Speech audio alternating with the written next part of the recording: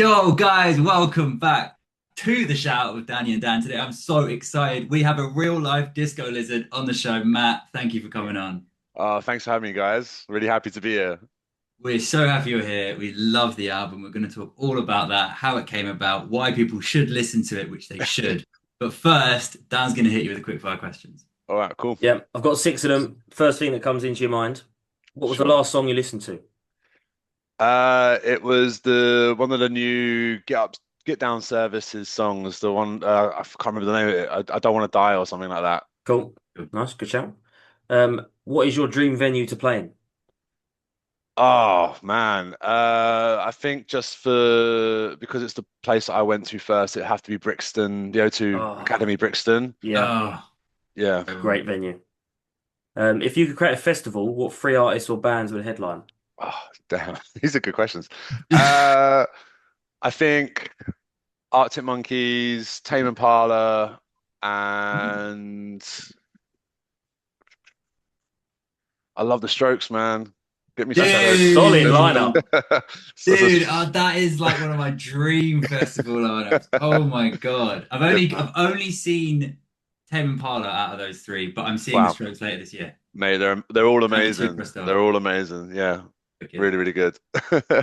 What is the dream artist or band to support on tour? Oh, we were talking about this the other day. I think for, like a realistic one, like Hmm. where we are now, I think like someone like the Hives would be Yeah, Yeah, so good, and I think it would that'd be suit us so fun. much. So Yeah. yeah, them or maybe like the Viagra Boys or something like that. But yeah, yeah, yeah. The Viagra Cool. Boy. I don't know the Viagra Boys. check them out. I need to check them out. I was actually listening to the Hives because on your you have a Spotify playlist for your influences. I was just flying through them earlier as well. There was Yeah, some, yeah. some good music in that. Mm. Cool. All right. What is one band or artist you think deserves to be bigger, Oh, apart from us, apart from Disco Lizards? You can choose Disco Lizards. No one's done that. Actually, say Disco Lizards. Disco Lizards. Yes, Yeah. fucking do. Right. And the most important question to us is Aldi or Lidl? Oh, Lidl, because that's the one Ah, that's nearer to me, so I only really get to experience it. It's There's winding me no up. there's Everyone's saying Lidl. Everyone's saying because it's close to me, because of the bakery. I don't know where they're putting these Audis, but no one seems to know where they Yeah. are. there's nothing near me. No Audis around here. So All yeah, Littles. It's all Lidl. Littles. Lizard shop at Lidl. Thanks for that, Matt. Obviously, we're not here to talk about that. The new album, Life Lessons. I've been listening to it all day. It's an absolute belter. How's the feedback been so far? It's been out for about a month now. Yeah, just under a month. It's been amazing actually. Yeah. I think it's slightly different to the previous songs that we released, and it's Mm. like a we've definitely sort of grown with it. And I Mm. think this we've really lent into the fun of the Yeah. band and like with like the sort of tongue-in-cheek lyrics and Totally. the attitude and like the riffs and everything like that. We've really just gone all in to like make it as wild, fun, and exciting as possible.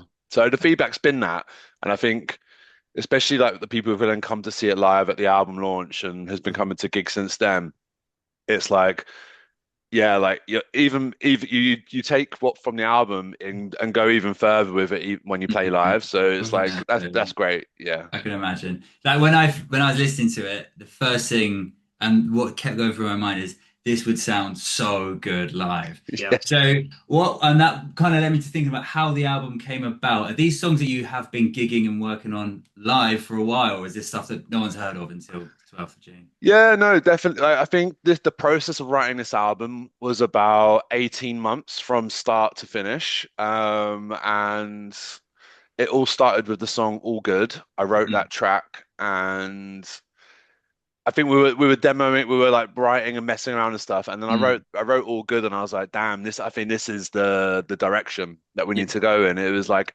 immediately hooky, immediately to the point, very catchy. And yeah, that the play with the lyrics and things like that. And so I sort of that was the starting point. And then from there, I just sort of went wilder and wilder with it and sort of took it to the extremes. But like, yeah, I think the first few songs we did were like all good. We did life lessons very early on as well and mm, Danger Zone. Um, and that's when we kind of decided, right, let's make an album. Like, let's really just yeah, let's go for it. And that was like the target. And I think we recorded it in like batches. So we did like 3 or 4 songs each time we went into the studio, over a period of like a year. Um, and then I think it got to like December, Christmas, around Christmas. And it was like we needed like 4 more tracks to finish this thing because we wanted to release it in June. And Mhm. It's a uh, summer, like the summer vibes are so good. Playing those tracks yeah, at a festival would just be yeah. incredible. Yeah. So I just went ham for it and just like literally wrote 4 of them in like space of 2 weeks. And Wow. yeah, and that was like I did Dad Bod, Double D's, I love that pod. I love um, that pod so much. and which other one? I can't remember. Pizza Boy and Yeah. Yeah, Supercomputer. They were all like sort of very last minute additions, but They yeah, were like really great great tunes. additions. yeah. So Well, I've heard so many stories about like massive artists. So like people write like some of their best work just in hours or minutes even because yeah, it just flows. And when you listen to the album and the guys listening, you have to check out the album because like you can tell that there's you guys are having fun writing these songs and like there's just a fun energy about it and it's enjoyable. Um, how does the songwriting process work with the whole band? Do you all get together and write all together? Is it like one person take an idea off? How does it work? I would say most of the original ideas come from me, where I Yeah. just like I come up with something, and my writing like for this. I decided I'm not going to procrastinate over a song for hours and hours and hours or days or weeks or anything like that. I think I was like, it has to come quick, it has to come fast. And if it does and it catches, then that's what we're moving forward with. Perfect. And if it doesn't, then we put that to one side and move on. And all of these songs were that. And so a lot of them were written very quickly. The idea written in like an hour or something like that. And then I would sort of get a rough structure, Mhm. get the parts down, write some lyrics or ideas or a melody, and then I'd get in the room with the guys, and then we hash it out and develop it and make it bigger and add like Jack's amazing guitar licks on it and get the real groove down and things like that. So yeah, it's right. We wrote with intent, I would say, Totally. Nice. and the intent Yeah. was always like, is it fun? Is it wild? Is it like ridiculous? Then if it ticked those boxes, then we knew we were doing something right. So. Did the other members pull from the same inspirations as you? So you mentioned like the Hives, Viagra. Are they the same kind of? They have the same influences, or? No, everyone's a little bit different, but I think it's Yeah. definitely always a conversation we have, and it's like, oh, who are you listening to? And Hmm. then we'll send each other songs and stuff. So when I was sort of coming up with the original ideas for the tunes, I would like also I'd like think of it like because I was like, it'd be amazing if we could support the Hives. So I was like, I want Yeah. to write a song that would make sense to support, a bunch of songs that would make sense. So I'd always say, oh, listen to this Hive song or listen to this Viagra Boys song or whatever as like a reference point Hmm. of like the style. Hmm. And they do the same with me, like Nino, our bass player, he's like massively into like Queens of the Stone Age. Wow. I think he's actually in Berlin going to see them this week. No, Wow. He's just sick. got there.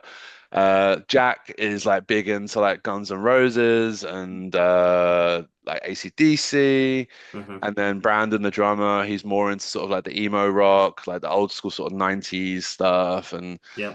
yeah, so it's like we all learn from each other, and it's great that we have like a different sort of, you know, interest in music in that sense, Yeah. but it's not so dissimilar. So yeah, I think that's such an important thing to making it sound fresh and like Hmm. fast, not just sound like you're copying something. Because when everyone has their own inspirations, that's how you kind of build your own sound from that. And that's what I think you've done so well with Life Lessons. Is it sounds like obviously you can hear like little bits of Hives or little bits of this or that, but it sounds yeah, like a Disco Lizards album, yeah. Yeah. really, at the end And of the day. that's what I wanted it to be, a continuation from the first record we did, Yeah. and then but just like that step further. Hmm. Yeah. Um, and I wanted to make sure it was like distinctively us. And yeah, I feel like we may have hit the nail on the head with making sure it's like a unique us kind of thing. So You've got the shout out seal of approval on it because I love it. Yeah.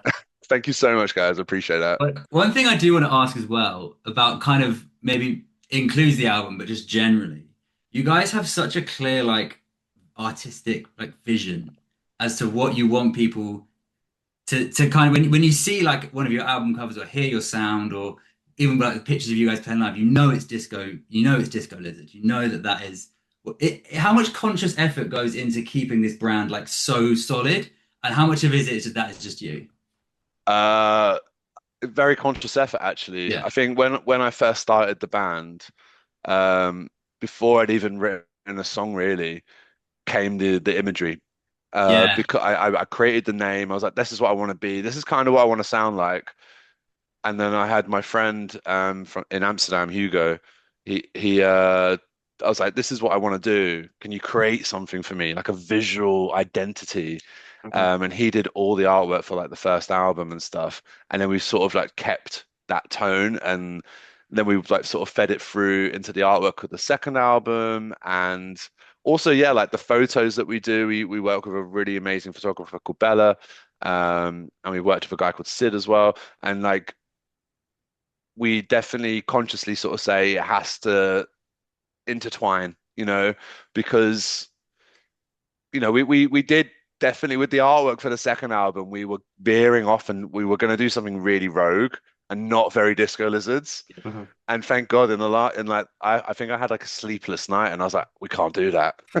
I was like, Yeah. it's just it would just be too different and I don't think people would understand the Yeah. reason why we were gonna do that. Hmm. Um I think we just yeah we've spent so long creating this identity and like with the brand and the Mm. band like I think we need to maximize it and Totally. Yeah. that's what people know 100%. us as now so it's Yeah. recognizable and we just got to Mm. lean into that and keep leaning into it. Yeah, it is. Can I just really quickly say before you jump in, Dan, Yeah. the fact that you said that you had like a sleepless night over the artwork for the album, like, having someone in the band that cares that much, I think is essential to making such a Yep. good album. And like for the bands listening, like you need to be caring this much about everything that goes into your work. And I think that's just such a really why I'm so glad to have you on to because we have a lot of artists listening who are maybe about to release their first album and want to Yeah, release. Obsessing over it that much is key to making an album that good. absolutely. Like all ideas are great ideas and you got to Yeah. really hash them out.